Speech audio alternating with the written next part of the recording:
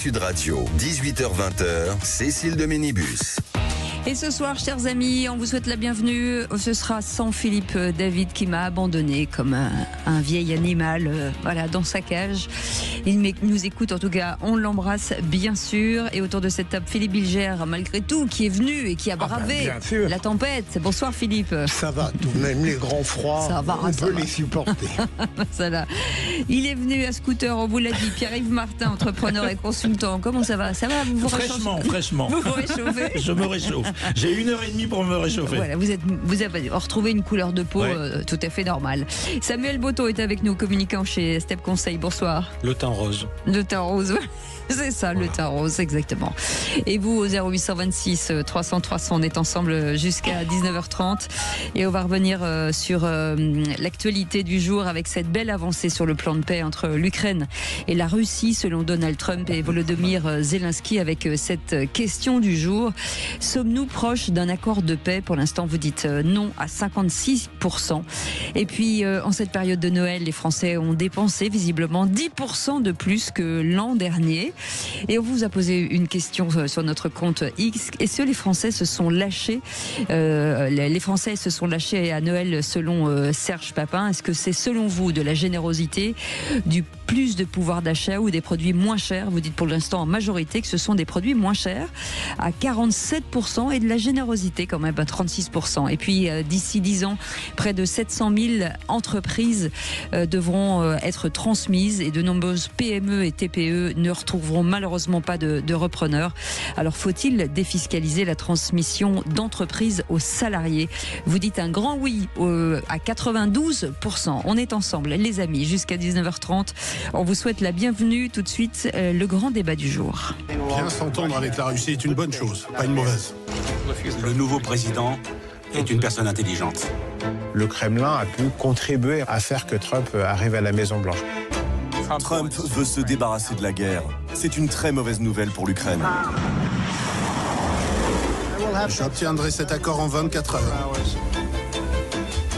Avec Donald Trump, on ne peut rien exclure. Je leur promets le feu et la fureur. Les vraies voix Sud Radio. Et donc sur ce plan de paix, Donald Trump et Volodymyr Zelensky se disent satisfaits de cet échange fructueux.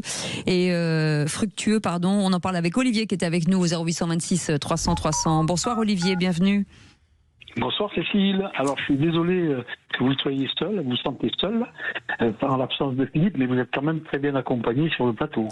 Toujours. Merci, c'est gentil. C'est gentil. Je l'ai choisi, ils ne sont pas là par hasard. J'essaye de m'entourer comme ça, j'ai moins de boulot. Il n'est jamais inutile de le redire. C'est bien, absolument. Olivier, on vous souhaite la bienvenue en tout cas. Que pensez-vous de cette... Est-ce que pour vous, à cette question du jour, est-ce que nous sommes prêts à un accord de paix selon vous? Alors, je ne suis pas un expert, mais un spectateur qui se cultive tous les jours, assidu. Mais je dirais que je suis un peu quand même dans le doute.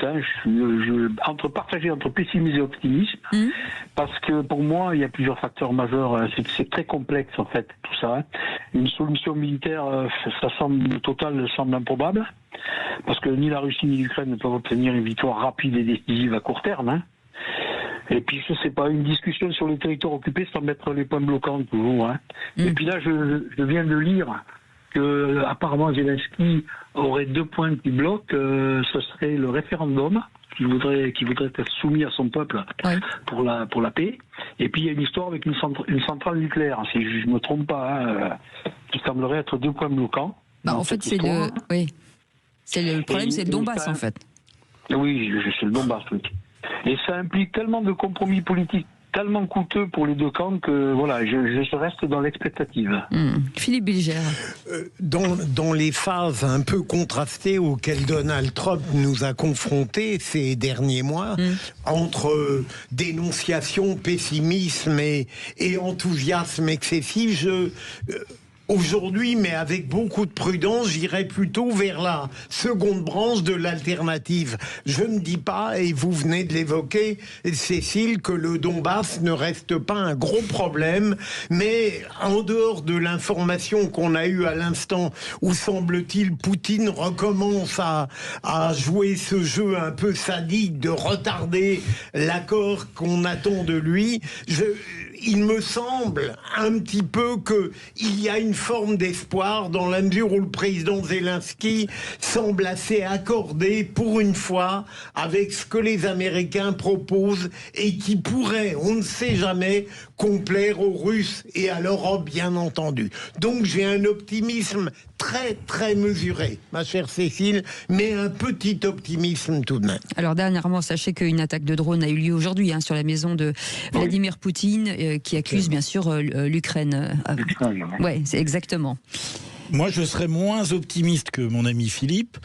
Alors, je sais qu'en termes de négociation, c'est toujours bien de séquencer, mais il me semble que tant qu'on ne mettra pas autour de la table en même temps et dans le même lieu les trois présidents, je pense que Poutine aura toujours loisir de trouver une escapade et de refuser finalement une avancée de négociation entre les États-Unis et l'Ukraine. Ouais, puisque ça avance, ça recule. Voilà. Samuel, il ne joue qu'à ça, Vladimir Poutine. C'est-à-dire, moi, vous savez, ça fait 8 mois que je suis dans les vraies voies. Je crois qu'en 8 mois, on a débattu du conflit en Ukraine et des réunions que pouvait tenir Donald Trump au moins une bonne quinzaine de fois, avec toujours cette finalité qui était de dire le vrai maître des horloges dans cette histoire, c'est Vladimir Poutine. Et finalement, il a fait ce qu'il sait faire de mieux, à savoir attendre que les négociations avancent jusqu'à un certain point. Et je vais vous dire, je pense que les négociations qui se sont jouées ces derniers jours, c'était pas vraiment son affaire et il n'a pas regardé ça de plus près. Pour pouvoir dire au dernier moment, en fait, attendez, moi j'ai encore ça, là je suis pas d'accord. Et au final, repousser indéfiniment ce problème et pouvoir continuer à mener ses offensives. Donc, est-ce que je suis optimiste? Non, absolument pas. On est entre les mains de Vladimir Poutine, ça m'inquiète énormément. Et de voir que ce conflit persiste depuis maintenant quasiment plus de 3 ans, ça m'incite à énormément de pessimisme pour nous-mêmes Européens. Est-ce qu'il n'y a pas aussi, avec Poutine et Donald Trump, aussi des gens qui changent un peu d'avis tout le temps? Ça avance, ça recule, et ça crée des mouvements. C'est difficile quand même face à deux pays, et en tout cas deux présidents qui ne sont pas apaisés déjà. Absolument, Cécile. Les deux, dans un genre différent, ne le sont pas, même si la rigidité cynique de Poutine est impressionnante, à mon avis, sur le plan du pire, par rapport aux fluctuations, comme je le disais tout à l'heure, à la fois politiques et psychologiques de Donald Trump.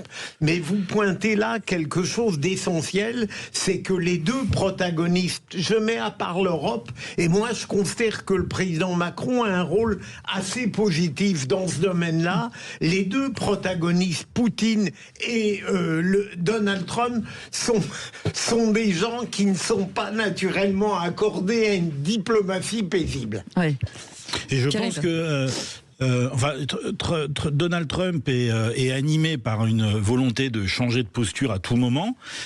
Mais pour moi, Poutine est beaucoup plus constant en fait. Il est plutôt en retrait, laissant les situations avancer et réagissant en fonction des opportunités. Lui, il bouge pas. Il bouge pas. Donc du coup, il y a une vraie constance. Et du coup, en fait, l'instantanéité, le changement permanent, c'est vraiment incarné par le président américain, mais qui n'a finalement que d'autres solutions que de faire ça, puisque sinon il se passerait rien. Il a quand même un mérite, c'est de vouloir remuer le truc. Mais après, le résultat est jamais très concluant. 30 secondes, Samuel. Vous avez eu une phrase très intéressante, Pierre-Yves, quand vous dites il faudrait que les trois se parlent dans le même bureau. Poutine, il n'a pas envie de parler avec Zelensky, c'est aussi simple que ça. Bah, la preuve, Et Zelensky, il veut l'Europe en plus. Ah oui.